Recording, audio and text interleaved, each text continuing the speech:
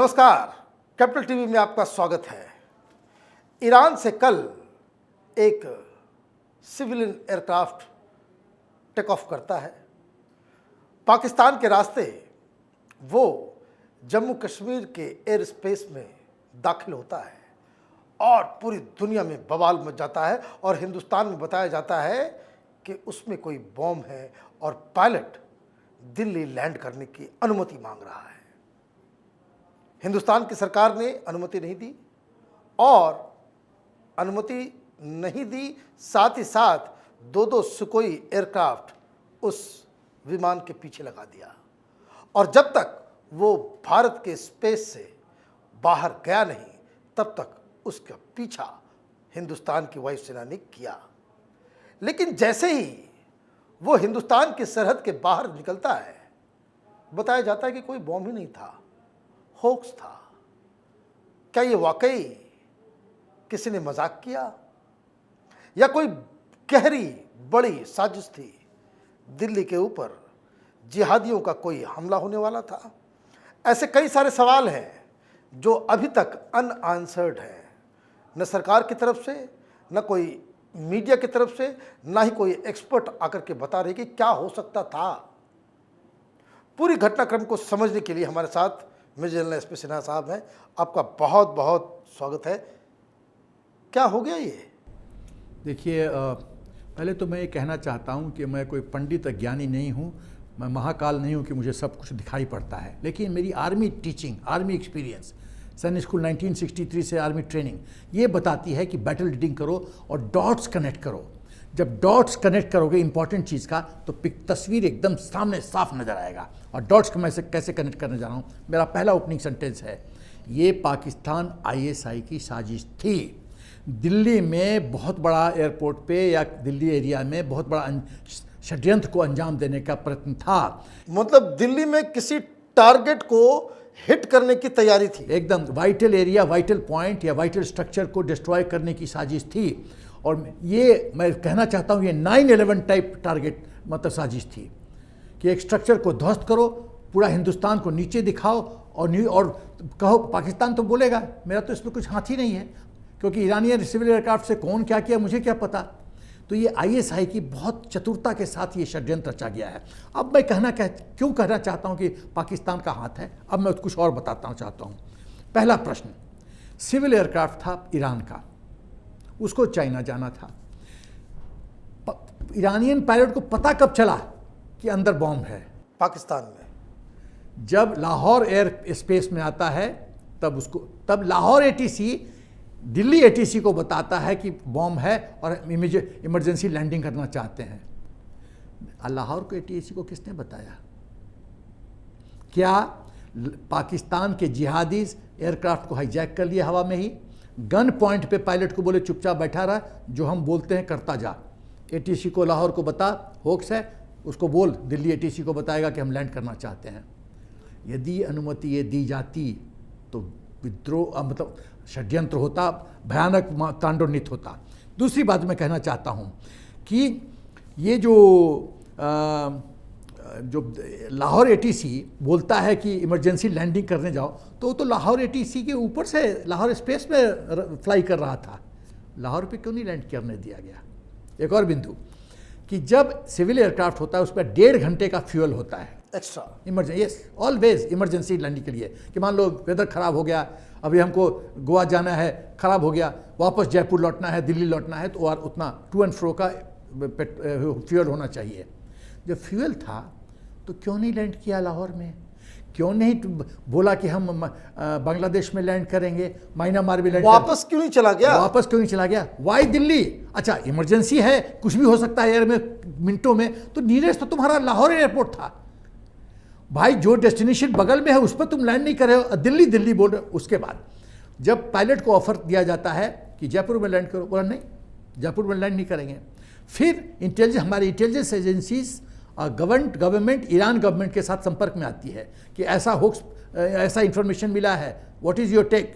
तो बोलते नहीं कुछ नहीं, आप लैंड मत करने दो, कंटिन्यू। इसका मतलब वो भी पिक्चर में थे कि कुछ गदर है, कुछ चक्कर है।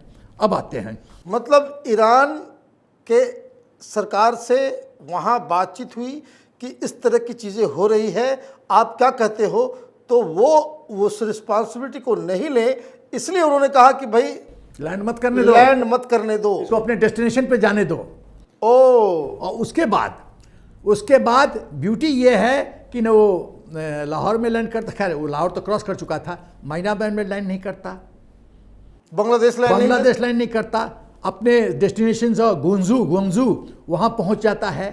वहाँ एयर स्ट्रिप पे चाइनीज अथॉरिटीज़ बोलते हैं अभी ठहर जाओ, निकलोगे नहीं। क्यों? ये चाइना पाकिस्तान का एक्सिस है, ये रात के अंधेरे में सब जिहादीज को चुपके से निकाल लेंगे और बैकडोर से पाकिस्तान पहुंचा देंगे, सब क्वाइट, किसी को पता नहीं। मतलब आपका कहने का ये है कि इट इज़ क्वाइट पॉसिबल कि उसके अंदर जिहादी थे, पाकिस्तान डायरेक्टली इस चीज़ को कर नहीं सकता, इसलिए ईरान के एयरक्राफ्ट का इस्तेमाल, और वो इंडिया के टेरिटरी में घुसता है और ये कहते हैं कि भाई उसके अंदर बॉम्ब है, तो ये जानकारी उन्होंने ईरान को क्यों नहीं दी? करेक्ट। दिल्ली को क्यों दिया?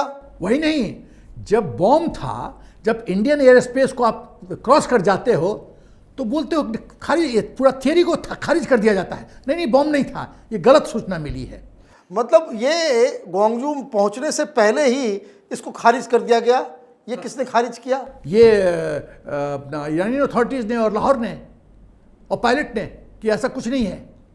तो सवाल है कि भाई ये जो चंद मिनटों के लिए जो इंडियन एयर स्पेस में था, वो बॉम्ब फैक्टर कहाँ से इमर्ज करता है और बबल तुरंत पे ऑटोमेटिक डेथ ले लेता है। इसका मतलब है साजिश थी दिल्ली का टारगेट, और दिल्ली को टारगेट करने के कई पाकिस्तान का स्ट्रेटजी है।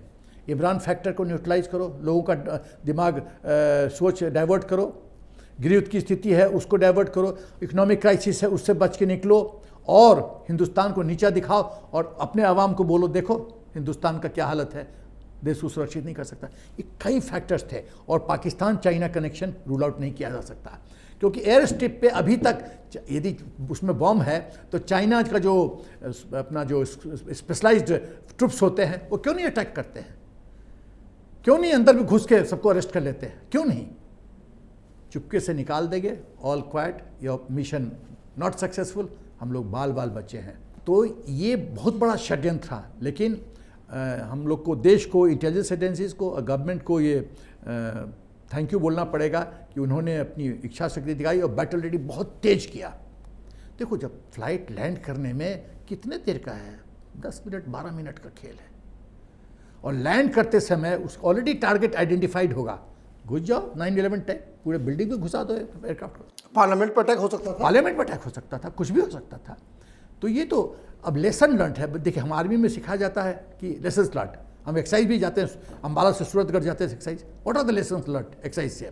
लेसन लर्न ये है कि कोई भी ऐसा होक्स आता है तो हम लोग को उस एयरक्राफ्ट को इंडियन एयर स्पेस में, जैसे अभी सुखोई 30 ने पंजाब से और जोधपुर से टेक ऑफ करके और पीछे पड़ा रहा। जब आप सिविल एयरक्राफ्ट में देख रहे हो कि बाएं दाहिने 2 सुखोई 30 चल रहे हैं फुली आर्म्ड, तो आप हिम्मत नहीं कर सकते बाएं दाहिने करने का।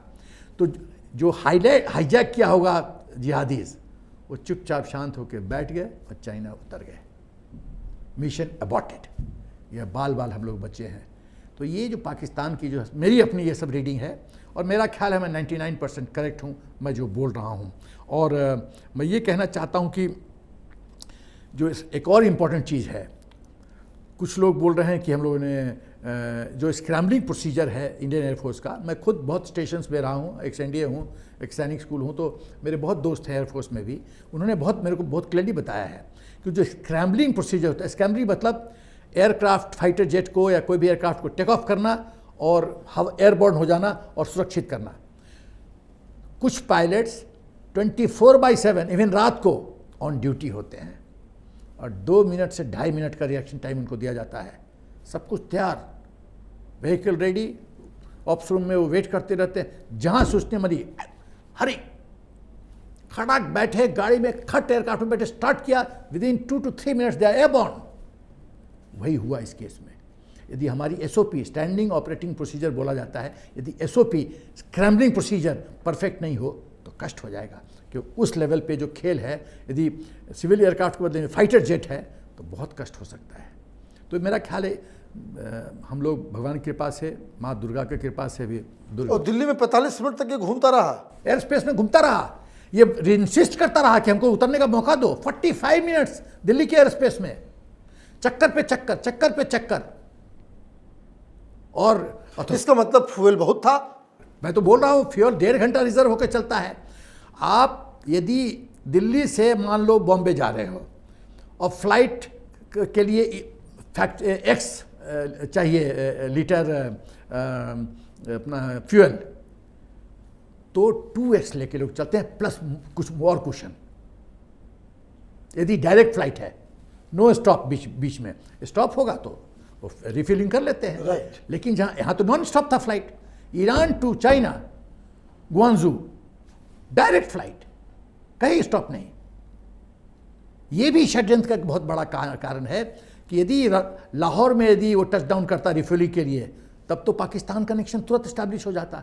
लेकिन डायरेक्ट फ्लाइट है, दिल्ली लैंड कर रहा है, इसमें पाकिस्तान का क्या हाथ? इसलिए मैं डॉट्स कनेक्ट करके मैं ये तस्वीर पेंट कर रहा हूँ कि ये पाकिस्तान ISI की साजिश थी। ये समझे जो हमने भली भांति उसको रीड कर एकदम। लिया और देश को भगवान ने बचा लिया। और माँ दुर्गा की कृपा है। अभी दशहरा चल रहा है, माँ दुर्गा ऊपर से डायरेक्ट कर रही है, भाई शुभ शुभ करो, यहाँ पे कुछ नहीं होगा। तो ये है, हम लोग बाल बचे हैं, ये मेरा अनुमान है। आपका बहुत बहुत धन्यवाद कि आपने एक बहुत ही जो सवाल लोगों के दिलो दिमाग में घूम रहा था उस पर क्लैरिटी से अपनी बात को आपने रखा। अगर ये वीडियो आपको पसंद आया तो आप इसे लाइक करें, शेयर करें और कैपिटल टीवी को सब्सक्राइब करें। धन्यवाद।